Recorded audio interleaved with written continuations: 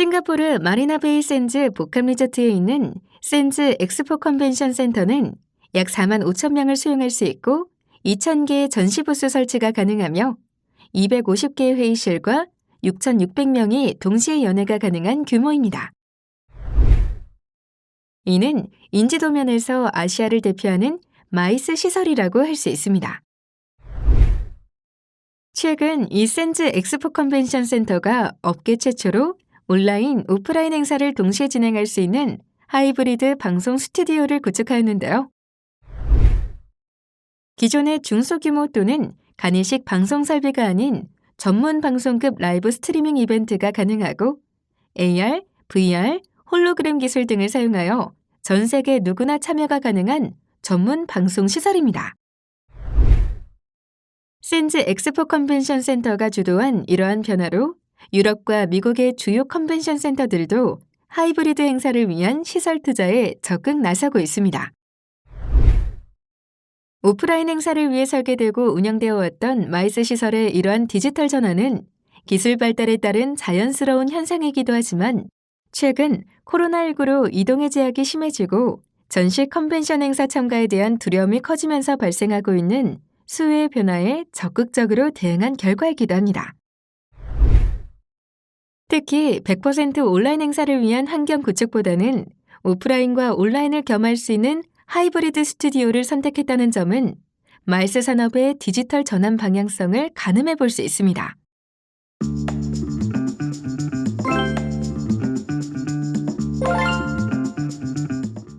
이번 시간에는 전시 산업의 체계와 구조, 국내외 전시 산업 동향, 국내외 주요 전시의 사례에 대해 알아보겠습니다. 그럼 이번 시간을 통해 달성하게 될 학습 목표를 확인해 보세요.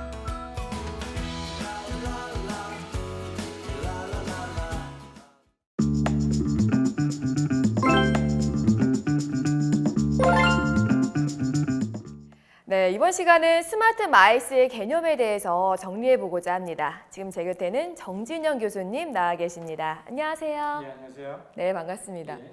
교수님, 이 마이스에 대해서는 들어봤는데요. 스마트 마이스는 처음 들어요. 어떤 개념일까요? 예, 스마트 마이스는 스마트와 마이스의 합성어로 2000년대 초반부터 꾸준히 진행되어 온 마이스 산업의 디지털 혁신을 의미합니다. 디지털 트랜스포메이션이라는 디지털 기술 발달에 따른 업무 환경 변화에 크게 영향을 받았습니다. AI, AR, VR, 사물 인터넷 등 스마트, 디지털 기술은 마이스 산업뿐만이 아니라 스마트 팩토리, 스마트 관광, 스마트 카, 스마트 제조 산업 등 다양한 산업에 전반적인 영향을 미치고 있는데요. 스마트 마이스 자체가 새로운 마이스 산업을 의미하는 것은 아닙니다. 그럼 마이스에서 이 스마트 기술이 어떻게 사용될 수 있을까요? 마이스는 비즈니스를 목적으로 개최되는 전시회 또는 국제회의를 의미하는데요. 특히 마이스 산업은 이해관계자가 다양하고 민간과 공공 영역이 서로 협력할 부분이 많기 때문에 업무의 효율성과 생산성을 높여주는 신규 디지털 기술이 더욱 필요합니다. 네. 먼저 행사를 공급하는 입장에서 행사를 주최하고 기획하는 주최자, 행사장을 관리하고 운영하는 개최시설 관계자, 그리고 통역, 부스 설치, 식음료 등 다양한 서비스를 제공하는 업체와 행사를 유치하고 지역의 매력도를 홍보하는 컨벤션 뷰로까지 많은 이해관계자가 존재합니다. 따라서 하나의 행사를 위해 수없이 많은 정보 교류와 업무 협의가 필요한데 디지털 기술은 이러한 커뮤니케이션 과정이 매끄럽고 효율적으로 진행되도록 도움이 될 수 있습니다. 또한 행사에 참가하는 방문객 입장에서는 주제 발표나 토론에 참여하고 전시 기업으로부터 상품을 구매하는 등 다양한 경험을 하게 되는데요. 이 과정에 적용되는 여러 가지 최첨단 정보통신 기술이 참가자 경험의 질을 높여줄 수 있습니다. 적용이 되면 되게 좋을 것 같긴 한데요. 예. 조금 더 쉽게 예를 들어서 설명해 주실 수 있을까요? 예, 예를 들어 행사 사전 등록을 모바일을 통해 한다거나 B2B 무역 전시회에서 관심 있는 셀러와 바이어가 비즈니스 상담 일정을 미리 매칭 시스템으로 예약할 수 있습니다. 네. 특히 해외 참가자의 경우 행사장과 숙소 위치 파악이 중요한데 행사 홈페이지나 지역 관광 안내 시스템이 제대로 구현되고 있다면 크게 도움을 받을 수가 있겠습니다. 마이스 행사장에서도 무료 와이파이나 행사 전용 어플리케이션 그리고 스마트 번역과 같은 시스템을 통해 더욱 쉽고 빠르게 업무를 수행하고 행사에 대한 만족도를 높일 수 있는데, 또한 행사가 끝난 후에 주변 맛집이라든지 관광지를 찾을 때도 개인 여가 시간을 보내는데도 디지털 기술 활용은 필수라고 볼 수 있겠죠.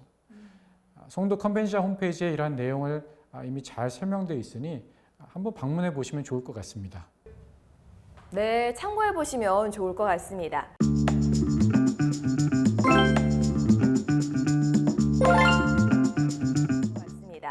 자, 이번에는 디지털 전환의 개념과 사례에 대해서 알아보려고 하는데요. 앞서 스마트 마이스가 디지털 전환에 따른 혁신이다라고 정의를 해주셨는데, 교수님, 정확히 디지털 전환이란 뭘까요? 예, 디지털 전환은 기존 아날로그 방식의 사업 구조와 비즈니스 모델을 새로운 디지털 기술과 역량을 적용하여 새롭고 견고한 디지털 비즈니스 모델을 구축하고 운영 방식을 근본적으로 변화시키는 것을 의미합니다. 그럼 개별 기업을 중심으로 적용이 되는 건가요? 초기에는 주로 개별 기업을 중심으로 적용되어 왔지만 최근에는 산업 분야, 더 나아가 사회 전반의 혁신을 주도하고 있습니다. 그렇군요. 그럼 이 디지털 전환이 기업과 사회에 영향을 미치는지 조금 더 구체적으로 설명 부탁드릴게요.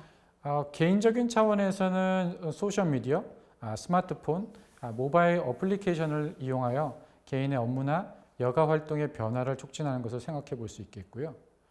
기업이나 조직 차원에서는 새로운 제품이나 서비스를 창출하는데 디지털 역량을 활용하는 것, 그리고 고객과 시장의 니즈를 충족하거나 생산성을 높이기 위해 체계적으로 적용되는 디지털 기술이나 업무 방식을 생각해 볼 수 있겠습니다. 그리고 사회적 차원에서의 디지털 트랜스포메이션은 좀 더 거시적인 접근인데요. 이는 디지털 기술 수용이 사회적으로 어떻게 영향을 미치는가를 중요시합니다. 디지털 전환의 긍정적인 영향은 물론 프라이버시 침해라든지 빅브라더와 같은 감시 통제 사회를 부정적인 영향 또한 반드시 생각해 보아야 합니다. 네, 알겠습니다. 자, 지금 말씀해 주신 세 가지 차원에서의 디지털 트랜스포메이션 현상을 나타낸 표를 준비해 주셨는데요. 정리가 잘 된 것 같습니다. 한번 살펴보면 좋을 것 같아요. 네, 이처럼 디지털 전환은 기대되는 점도 많지만 개인, 기업, 더 나아가서 사회 전체에 막대한 영향을 주기 때문에 주의 깊게 살펴볼 필요가 있습니다. 특히 AI, VR 등 특정 디지털 기술의 무조건적인 적용이 아닌 개인의 삶의 질 향상이라든지 기업의 비즈니스 모델 혁신 또는 조직의 전반적인 업무 및 운영 방식의 개선 등 디지털 트랜스포메이션의 핵심이라고 할 수 있습니다. 그럼 교수님, 우리가 이제 쉽게 찾아볼 수 있는 디지털 전환 사례가 있을까요? 우리 주변에 있는지 궁금해요. 물론입니다. 네.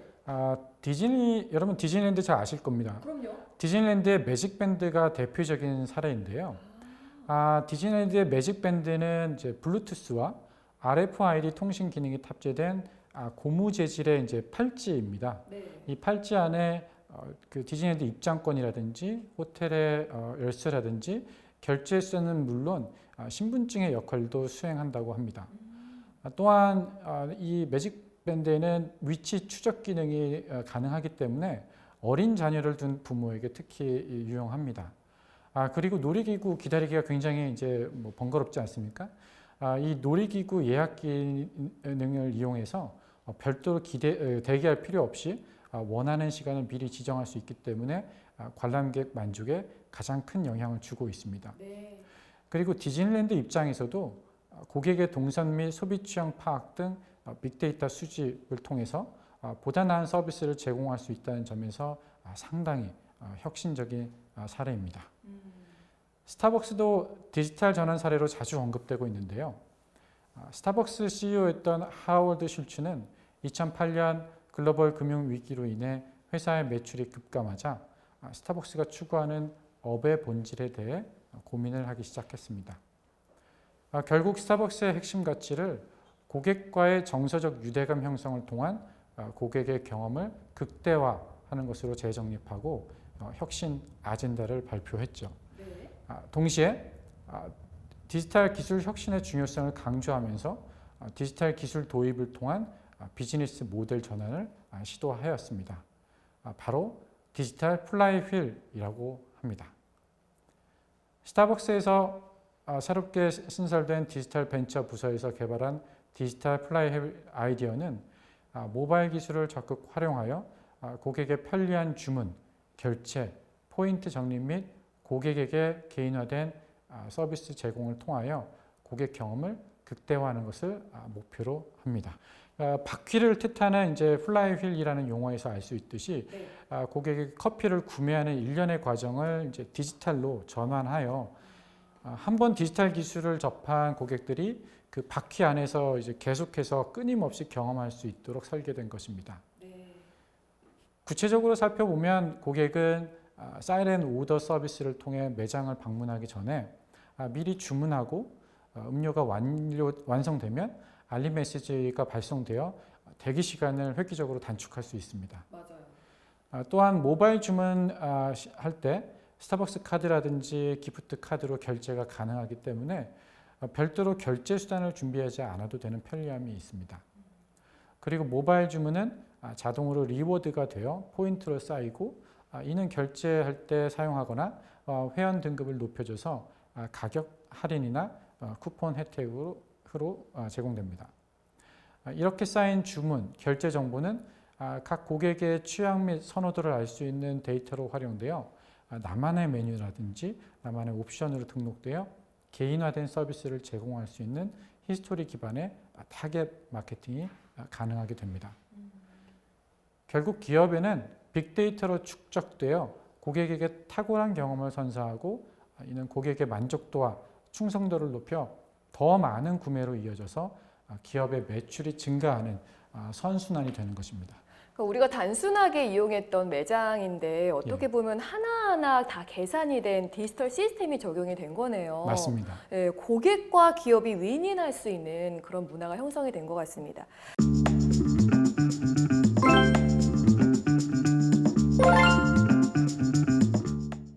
자, 이제 마지막으로 스마트 마이스 적용 사례에 대해서 알아보려고 하는데요.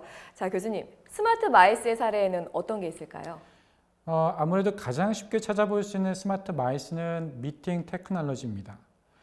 미팅 테크놀로지는 마이스 행사에서 사용되는 AR, VR, AI, 홀로그램, 클라우드, 사물 인터넷 등 디지털 기술을 총칭하는 개념입니다. 2000년대 초반 온라인 등록 관리 시스템 도입을 시작으로 실시간 질의응답 시스템 등이 포함된 행사 전용 모바일 어플리케이션이 개발되어 마이스 참가자의 경험의 질을 높이고 행사 만족도 향상에 크게 기여했습니다. 최근에는 가상회의장 구축, 홀로그램을 활용한 연사 관리, VR, AR 체험 및 정보 제공, 그리고 참가자 동선 관리 및 개인화된 디지털 사이니지 제공 등 마이스 행사의 모든 부분에서 점점 더 미팅 테크놀로지 적용이 확산되고 있습니다. 네, 또 다른 사례도 있을까요? 두 번째 사례로는 이제 디지털 베뉴가 있습니다. 네. 마이스 행사가 개최되는 공간을 이제 베뉴라고 하는데요. 작게는 한 10명 정도 규모의 회의실부터 코엑스라든지 컨벤션과 같은 1000명, 2000명, 3000명이 동시에 수용 가능한 대형 전문 시설까지 베뉴의 종류는 굉장히 다양합니다. 이런 베뉴의 디지털화는 스마트 마이스의 핵심입니다.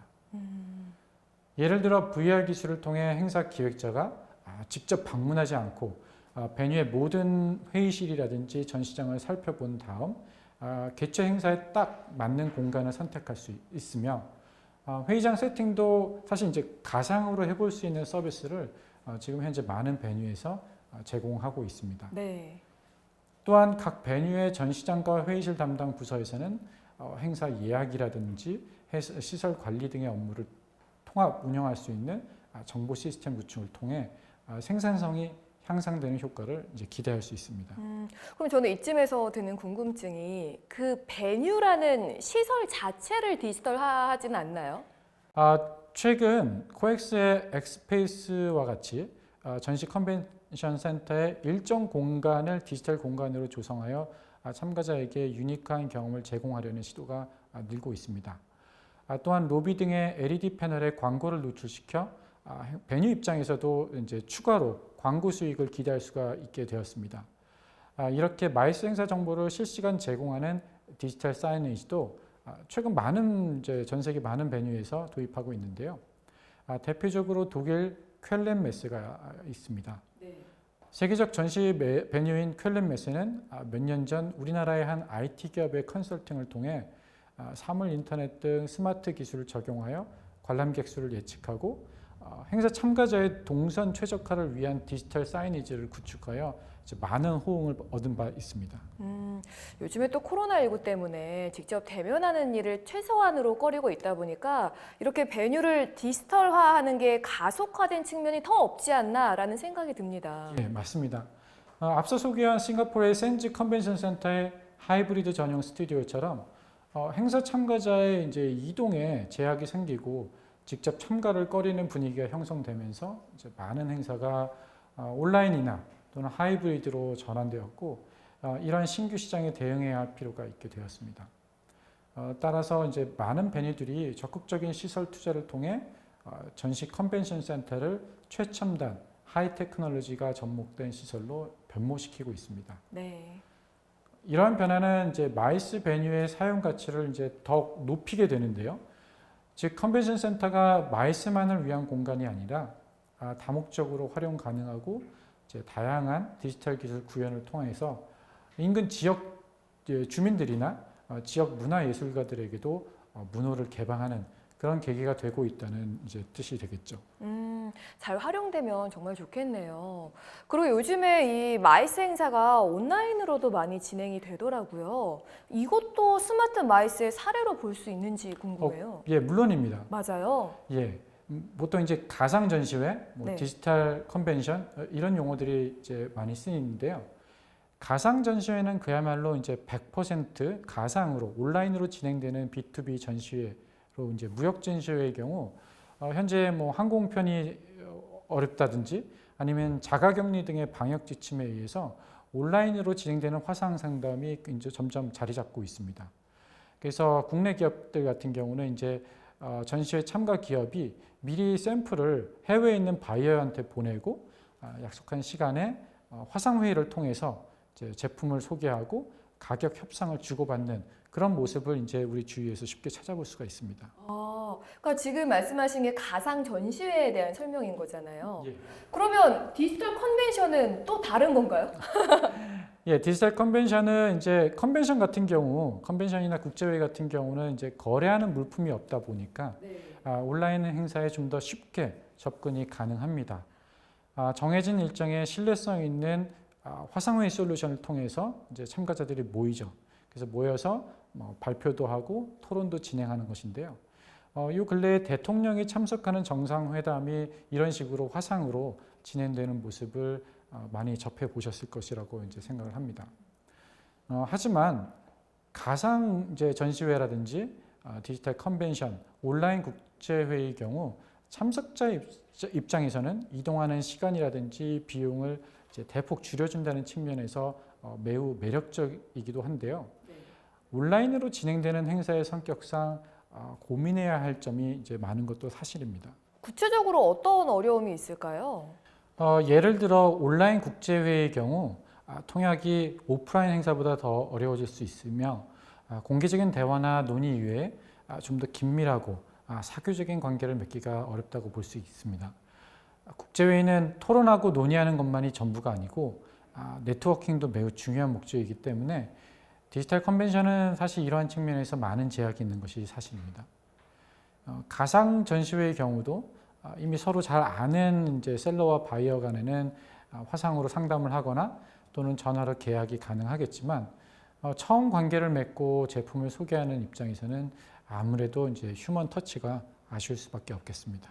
맞아요. 제 생각에도 어쨌든 장점도 있긴 하지만 이렇게 휴먼 터치가 좀 빠지면 아쉬운 부분도 있을 것 같긴 합니다. 자, 그럼 교수님이 봤을 때 앞으로 온라인 행사는 어떻게 될 것으로 보고 계신가요? 참 어려운 질문인데요. 코로나가 지속되는 동안은 이제 온라인 행사에 대한 수요가 꾸준할 것이라고 봅니다. 하지만 이제 상황이 많이 개선되면 지금의 온라인이라든지 디지털 행사의 노하우가 점점점 축적되어서 하이브리드 마이스 시장이 성장할 것으로 이제 전망이 됩니다. 시간이나 비용 제약 때문에 온라인 참가를 선택하는 수요는 계속 될 것이라고 봅니다. 하지만 앞서 설명한 온라인 참가에서 기대할 수 있는 점이 상당 부분 제한적이기 때문에 직접 행사장을 방문하고 참가하려는 수요도 상당할 것으로 많은 전문가가 예상하고 있습니다. 또한 행사 주최자 입장에서도 코로나 이후에 상황이 좋아지면 기존의 현장 참석자 수요에 이제 온라인 참석 수요를 더한 규모로 시장이 좀 더 확대될 것으로 기대할 수 있습니다. 결론적으로 코로나로 인해 가속화된 디지털 전환의 흐름은 마이스 산업의 위기가 아닌 기회가 될 것이라는 이제 희망을 주고 있습니다. 지금 마이스 산업은 디지털 기술과 역량을 적극적으로 수용하여 산업의 본질을 고민하고 한 단계 더 성숙할 수 있는 방법을 고민해야 할 때입니다. 디지털 전시 컨벤션 협회는 작년에 코로나19 회복 로드맵을 발표했는데요. 첫째, 안전하고 지속 가능한 운영 표준 수립. 둘째, 디지털 기반이 접목된 비즈니스 모델 구축. 셋째, 미래의 변화를 주도하는 강력한 산업 구축이었습니다. 그만큼 디지털화를 미래의 산업 성장 방향으로 생각하고 있다는 그런 얘기가 되겠습니다. 네, 알겠습니다. 자, 오늘 정진영 교수님과 함께 스마트 마이스 2에 대한 내용 알아봤습니다. 교수님, 좋은 말씀 고맙습니다. 고맙습니다.